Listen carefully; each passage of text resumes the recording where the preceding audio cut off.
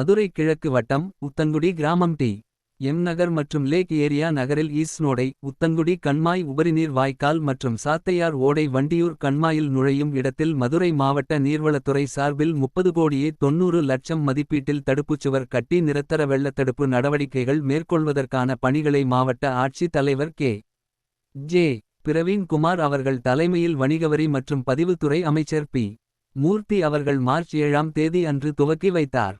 மேலும் இந்நிகழ்ச்சியில் செயற்பொறியாளர் ஜெயராமன், கண்காணிப்பு பொறியாளர் குணசேகர், உதவி பொறியாளர்கள் சண்முகசுந்தரம், ஹரிஹரசுதன், முனியசாமி உள்பட பல்வேறு அரசு துறை அதிகாரிகளும் கழக நிர்வாகிகளும் கலந்து கொண்டனர்.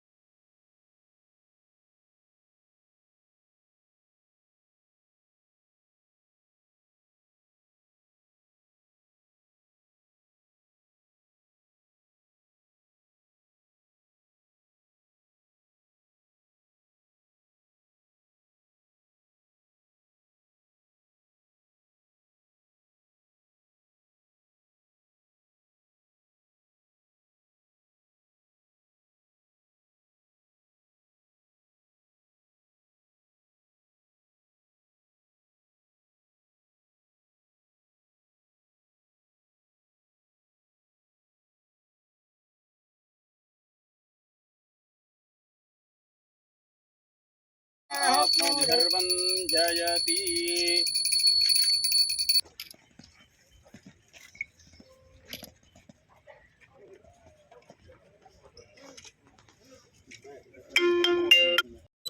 आदरसिद्ध्यं मन्यमाण सरस्वत्रानादित्यं महं